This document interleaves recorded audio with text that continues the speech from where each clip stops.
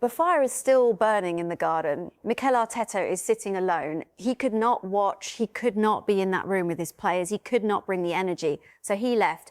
He went home, he built a fire with his own hands and he waited in silence. Meanwhile, inside Sabah Realty Training Centre, his squad is watching the game that could make them champions. The game that 3 years of work, sacrifice and self-doubt had been building toward. And then a door opens, his son walks through it, eyes filled with tears, and 4 words change everything. We are champions, Daddy. That is where we are right now. That is the emotional reality of this Arsenal Football Club in May 2026. A Premier League title already secured, a Champions League final in Budapest 9 days away, a manager who questioned whether he was good enough to lead players to a major trophy, finally having his answer. A sporting director who spent £250 million in one summer, now watching that investment deliver historic results. But here is what I need you to understand before we go any further. The hardest part is not behind them. The biggest night of this entire era is still coming, and everything happening right now, every training update, every injury scare, every transfer rumour exploding out of nowhere, it all connects directly to what happens on the 30th of May in Budapest. So let us get into it. All of it right now. Let me read you exactly what came out of open training today. Mikel Merino is back for Arsenal. Jurrien Timber was not in training today. William Saliba, Bukayo Saka and David Raya are also not there. However, they are working on their own individual plans. And finally, Max Dowman is also not there. He is revising for his GCSEs. This is not a joke. Now, let me give you my analysis on this. The fact that Merino is back is genuinely important news. This is a player who has barely featured in the second half of the season due to injury. His return to training, even at this stage, gives Mikel Arteta an option he has not had for weeks. Whether Merino is ready to play 90 minutes in a Champions League final is a completely different question, but the direction of travel is positive. Saliba and Saka being absent from the main group is not a concern at this point. These 2 players have been Arsenal's most important performers this season.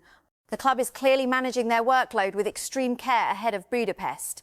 Individual sessions at this stage of the season, with a final 9 days away, is standard elite-level squad management. David Raya, being on an individual plan, is similar. He is the goalkeeper. He does not need to be doing open training sessions when there is a final approaching. And then there is Max Dowman, a teenager sitting his GCSEs while his teammates are training for a Champions League final. That is the kind of story that reminds you how young some of these academy players actually are. It is also a sign of how seriously Arsenal take education alongside football development. He will have plenty of time to train. He will only sit his GCSEs once. This post simply confirms what the previous one reported, with visual evidence. Mikel Merino is back at the Sabah Realty Training Centre. There is video of him walking on the training ground in full Arsenal kit. My analysis here is straightforward. When you see it with your own eyes, it removes any doubt. Merino is moving. Merino is training. The question now is intensity and match sharpness. But his presence on that training pitch today is a significant positive in the build-up to the final. Now this one is something else entirely. Thierry Henry has sent an emotional rallying message to Arsenal ahead of the Champions League final. Let me read you exactly what he said. "We have won. History has repeated itself. Now, let us make Budapest a battlefield. Let us finish the job on the 30th. I cannot wait to see 2 trophies being paraded on the 30th. And then this final line, which is the one that stays with you. Arsenal have given me joy this year that I never expected. I am excited." My analysis. When Thierry Henry says he never expected to feel this kind of joy again, that is not a throwaway comment. This is a man who gave everything to Arsenal as a player. A man who watched years of near misses and disappointment. A man who loves this club deep. And for him to say that this season gave him joy he never expected means he had genuinely lowered his expectations. He had braced himself for more heartbreak. The fact that this season changed, that tells you everything about what Mikel Arteta and this squad have achieved. And his call to make Budapest a battlefield shows that the legend of this club is not satisfied with the league title alone. He wants the full picture. 2 trophies, and he wants them paraded on the 31st. That is the level of belief that now surrounds this club, from its own icons. And this is where I need to pause for a second and speak directly to you watching this right now. What you are seeing unfold at Arsenal is not just a good season, it is a structural shift. A club that spent years being told they were not good enough is now 9 days from the biggest prize in European football. If you want analysis that goes beyond the headlines, if you want someone to break down not just what happened, but what it means for the club, then hit that subscribe button right now. Join the Melissa Arsenal analyst community, because the next few weeks are going to be historic and we are going to be here every step of the way. Now, back to it. This post shares something deeply personal from Mikel Arteta. Let me read it to you directly. I was supposed to be here at London Colney watching the game with the boys and certain staff, but I could not do it. Before the game, I had to leave. I could not bring the energy that I wanted. I went home. I went into the garden. I built a fire on my own. I did not watch it. My son opens the door, started to cry and said, "We are champions, Daddy." My analysis. This is one of the most powerful things a football manager has ever shared publicly. Think about what Arteta is admitting here. He, the man who built this team, who spent years constructing this moment, could not bring himself to watch the game that sealed the title, not because he did not care, but because he cared too much. The anxiety, the pressure, the weight of all those years of almost getting there, it was too much for him to sit in a room and watch. So he went home, he sat alone, he built a fire and he waited. And then his son came through the door in tears and said words that will stay with Arteta forever.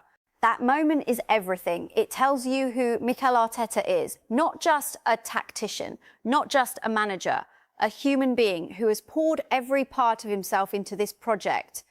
And when the confirmation came, it did not come from a TV screen or a phone notification. It came from his child. That is a moment no one can take away from him. And it tells you the depth of commitment this man has brought to Arsenal Football Club. Chris Wheatley shares more from Arteta at a press conference. Let me read the key quotes directly. "I have asked that question to myself. Am I good enough to lead these players to win a major trophy? Until you do it, you cannot validate yourself. I thought about many ways of the best way to do it. We have to bring people outside, speakers to inspire them, and then you have to find your own way.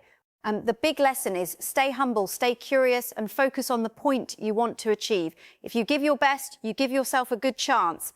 We have given ourselves a good chance for 3 years." My analysis. Arteta is not celebrating here the way most managers would. He is being brutally honest about self-doubt. He has admitted publicly that he questioned his own ability to lead players to a major trophy.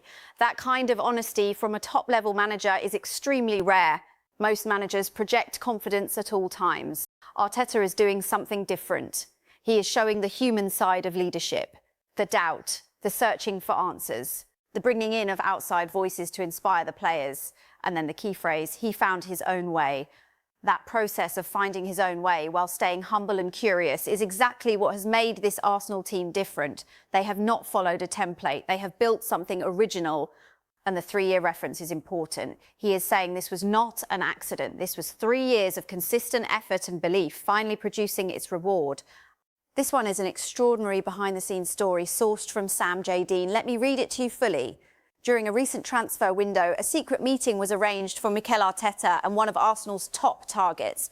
The plan was for it to be a relaxed meeting, but Arteta was in no mood for casual conversation. Not long after the player arrived, the Arsenal manager asked to take him into another room. The player agreed and the door was shut behind them. What followed was the most extraordinary set of noises.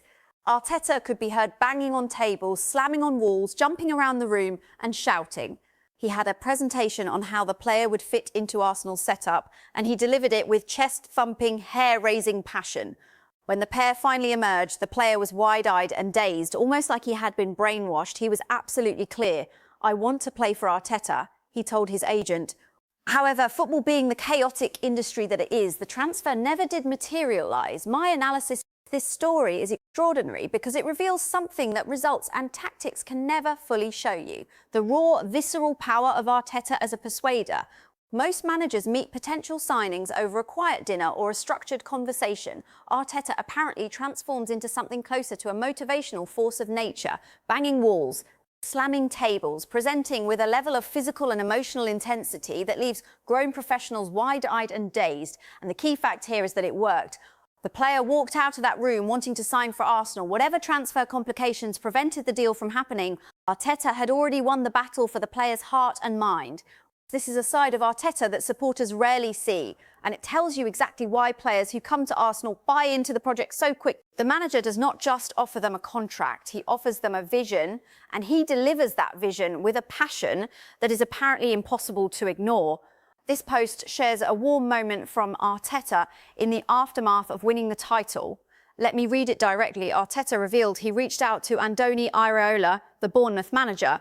He said, "I called him yesterday for the incredible job he was done with Bournemouth. I said, you almost took the Premier League away from us, and now you helped us win it." My analysis. This is a small moment, but a revealing one. Arteta, in the middle of a championship celebration, took the time to call the manager of another club, not a close friend. Not a former colleague in the traditional sense, a rival who pushed Arsenal to the limit. The acknowledgement that Bournemouth almost stopped Arsenal winning the title and then played a role in helping them win it shows the complexity of how a title race works. Different results, different moments, different clubs all contribute to the final outcome. But what this also reveals is that Arteta holds genuine respect for other managers in the league. He is not dismissive of smaller clubs or rival coaches. He acknowledges their quality and their impact. That kind of generosity and awareness is part of what makes him an exceptional leader. This post covers PSG manager Luis Enrique and his assessment of Arsenal ahead of the Champions League final. Let me read what he said directly. Speaking to Canal Plus Sport, Enrique said they are the best defensive team in the Champions League, but they also score a lot of goals from set pieces. So it is a very strong combination and a difficult one for opponents to deal with. We have not lost this year in the Champions League, but it is going to be very difficult. It will be a match where we will have to adapt. The Post also notes that Arsenal scored 18 goals from corners in the Premier League, making them one of the most dangerous sides in Europe from set-piece situations. My analysis: when the opposing manager calls you the best defensive team in the Champions League, that is not a compliment you ignore. That is a statement of tactical reality from one of the top coaches in the world. Luis Enrique is a man who does not offer empty praise. He is known for his direct, and his admission that PSG will have to adapt tells you that he does not have a ready-made answer for what Arsenal bring. The set-piece detail is critical. 18 Premier League goals from corners is a remarkable number. It means Arsenal have essentially built a repeatable scoring system from dead ball situations. That does not happen by accident. It requires drilling, execution and intelligent movement. And PSG know this, Enrique knows this, and yet knowing it and stopping it are two very different things. Arsenal go into this final as the team that opponents fear but cannot fully prepare for. That is a powerful position to be in. This post defends Victor Gyökeres using statistics. Let me read the numbers directly. Goals, 14, which is 5th in the league. Expected goals, 12.23, which is 8th in the league. He has outperformed his expected goals, which is described as the mark of a proper finisher. The post suggests that once the team creates more chances for him, those numbers could climb even higher. My analysis: the debate around Gyökeres has been loud this season. Some supporters feel he has underperformed given his price tag and his reputation coming in from Sporting. But the numbers tell a more precise story. 14 Premier League goals puts him in the top 5 in the league. And crucially, he has scored more than his expected goals, meaning he is converting chances at a rate above what the statistical model would predict. That is the definition of a clinical finisher. The reality is that the system around him is still evolving. Arsenal did not sign a striker and immediately build everything around him. The team has continued to play in a way that was established before his arrival. As the club develops patterns of play that are specifically designed to create chances for a number 9, those 14 goals could very comfortably become 20 plus. The evidence suggests Gyökeres is not the problem. The problem, if there is one, is a system still finding its best way to use him, and that is a very solvable problem. This post covers Ousmane Dembele and his injury situation ahead of the Champions League final. Let me read what he said. Dembele suffered a calf injury during PSG's final League One game of the season, raising doubts over his availability for the final against Arsenal on the 30th. Speaking to M6, Dembele said, "I am fine, much better. I had a minor scare, but there is nothing to worry about, the doctor told me. It is my calf. I had a little pain and I would have preferred not to take any risks. And yes, I will be there on the 30th. Do not worry. Yes, I will be there, I will be there." However, the Post also notes he is a Ballon d'Or winner who missed PSG training on Wednesday afternoon, leaving questions over the condition he will actually be in for the final. My analysis: Dembele is saying all the right things publicly, but the fact that he missed PSG training on Wednesday while also claiming there is nothing to worry about creates a small but real contradiction. Players at this level are careful with public statements ahead of major finals. They do not want to hand the opposition a psychological advantage by admitting doubt. So Dembele's insistence that he will be there and that he is fine is understandable, but it should not be taken at face value until he is actually on that Budapest pitch. From Arsenal's perspective, the key is preparation. They must prepare for a fully fit Dembele. If he arrives at 70%, that is a bonus. But building a defensive plan around the assumption that he will be compromised would be dangerous and naive. The situation is one to watch very closely over the coming days. This Post reports that Borussia Dortmund remain keen on Arsenal youngster Ethan Nwaneri, sourced from Sky Germany. The Bundesliga club showed a strong interest in the teenager last summer and came close to agreeing personal terms. Nwaneri decided to stay with Arsenal and signed a new contract. The report confirms that Europe's top clubs continue to track one of England's most exciting young talents, My Analysis. The fact that Dortmund came close to agreeing personal terms last summer is a significant detail that should not be glossed over. This was not casual interest. This was serious enough to get to the stage of discussing personal terms with the player. Nwaneri made the right call by staying. He is now part of a Premier League winning squad at a club heading into a Champions League final. The development pathway at Arsenal under Arteta is clearly working, but the continued attention from Dortmund confirms that this is a player Europe's biggest clubs have identified as a future elite. Arsenal's challenge now is to keep him developing, keep him happy and give him enough minutes to feel valued. Because the moment the balance tips, the interest from clubs like Dortmund becomes harder to resist. This Post reports that Mikel Arteta expects Jurrien Timber to return to team training over the next few days. My Analysis. This is cautiously positive news. Timber has been absent since March, which means he has not played competitive football in over 2 months. The Champions League final is on the 30th of May, which gives him a very narrow window. Returning to team training in the next few days does not mean returning to match fitness. There is a significant difference between participating in training sessions and being ready to perform at the highest level in a European final. Arteta knows this, the medical team knows this. And so the honest assessment is that Timber's chances of playing in Budapest remain slim, even if the direction of travel is encouraging. Every day he trains fully is a day that improves those chances, but the timeline is extremely tight. This is a breaking report. Arsenal are considering a move for Aston Villa striker Ollie Watkins this summer. Arteta is said to be pushing to reshape Arsenal's attack ahead of next season, with Watkins emerging as a key target to strengthen the front line. The source cited is El Nacional Dark Cat. Important note, this is a rumour at this stage. It is not a confirmed transfer. It is not an agreed deal. It is a report that Arsenal are considering this option. My Analysis. Ollie Watkins is an English striker with proven Premier League quality. His record at Aston Villa is strong and he is a player who fits the profile of someone who could work well in Arteta's system. But the reality is that Arsenal already have Viktor Gyökeres as their main striker. The question this rumour raises is whether Arteta is looking for competition for Gyökeres or whether he sees Watkins in a different role, potentially on the left side of the attack, rather than as a central striker.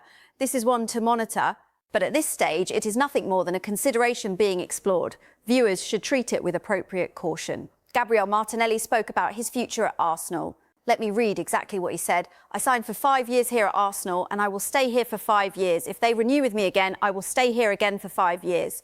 I love this club. My Analysis. This is the kind of statement that supporters love to hear. Martinelli is not just saying he is happy. He is saying he wants to be at Arsenal for the long term, beyond his current contract, potentially for another 5 years after that. For a player of his quality and age, that level of commitment is everything. It tells you that the project Arteta has built is not just winning trophies. It is creating an environment where talented players genuinely want to stay, grow and build their careers. Martinelli's connection to this club is real. You can hear it in the language he uses. Not contractual loyalty, emotional loyalty. That is a different and far more powerful thing. And now this is the story that changes the temperature of everything. Breaking. Arsenal are exploring a swap deal that could see Gabriel Martinelli join Atletico Madrid, with Julian Alvarez moving in the opposite direction to the Emirates. The source is Team Talk. Again, I must be clear, this is a rumour, this is not a confirmed deal, this is not an agreed transfer, this is a report of something being explored. My Analysis. Now consider the timing of this.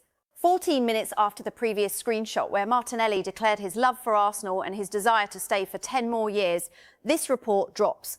The contrast is jarring, and that is exactly the nature of the modern transfer market. The logic behind this rumoured deal is clear. Arsenal sporting director Andre Berta has deep connections at Atletico Madrid. Julian Alvarez is a world-class attacking midfielder who would give Arteta a different creative profile in the team. And Martinelli, despite his emotional attachment, is a player whose output has been questioned by some supporters this season. But let me be precise here. This is a rumour. Martinelli has publicly committed to the club. Until there is confirmed movement from either side, supporters should hold this loosely and wait for further developments. What it does tell you is that the summer is going to be far more dramatic than people might have anticipated. Why Saliba and Saka missed Arsenal training, the situation is now fully confirmed through official reporting. William Saliba, Bukayo Saka, Mikel Merino and Jurrien Timber all missed open training ahead of the Crystal Palace fixture. However, all four are carrying out individual sessions at the Sopia Realty Centre. This morning's open session was specifically a UEFA media day ahead of the Budapest final. That context is important. It explains why the visible training group was different from the full squad. Saka and Saliba are being rested. That is the logical and responsible decision. These are two of the 3 or 4 most important players in the squad. Risking any kind of muscular issue in a low-stakes end-of-season league game would be reckless management. Arteta is protecting them for the 30th. Timber remains the most significant concern. He has not featured since March. A return to team training in the next few days, as Arteta suggested, would be welcome, but it may still be too little time to reach genuine match fitness for the final. Merino is in a similar position, but with slightly more hope. He was seen in training today in the main group, according to earlier reports. His situation appears more encouraging than Timber. Ben White is confirmed as likely absent from the final squad, and Max Dowman remains at school, finishing his exams, as any 16 or 17-year-old should be doing. The final squad for Budapest is taking shape, and despite the absences, the core of this Arsenal team is available, rested and preparing properly. Andrea Berta and the architecture of a title. The evidence suggests that when Arsenal appointed Andrea Berta in March of last year, following Edu Gaspar's departure, they made a decision that has fundamentally changed the direction of the club. David Ornstein has described that appointment as absolutely pivotal to Arsenal's success, and the numbers support that assessment. In his first transfer window, Berta oversaw around £250 million in expenditure, bringing in 8 first-team signings that gave Arteta the deepest squad he has ever had. Those words from people across football about Berta are consistent. They describe a winner, not someone interested in building slowly or being diplomatic, someone who is here to deliver results for Arsenal and to deliver them now. That mentality, Ornstein notes, comes directly from Berta's years at Atletico Madrid, where success was built not through unlimited wealth, but through sharp, decisive, purpose-driven decisions. It's now clear that the most important individual recruitment Berta made may not have been a player at all. It was the decision about Victor Gyökeres. Berta had reservations about the long-term target, Benjamin Sesko, concluding that the cost represented poor value. He then convinced Arteta that Gyökeres was the right fit.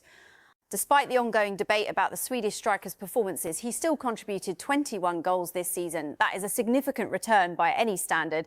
The identification of Christian Mosquera is also a Berta signature.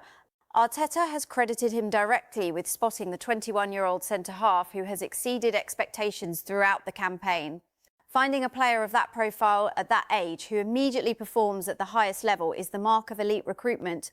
And now the summer ahead carries enormous weight. Berta's Atletico connections are directly relevant to the Julian Alvarez situation.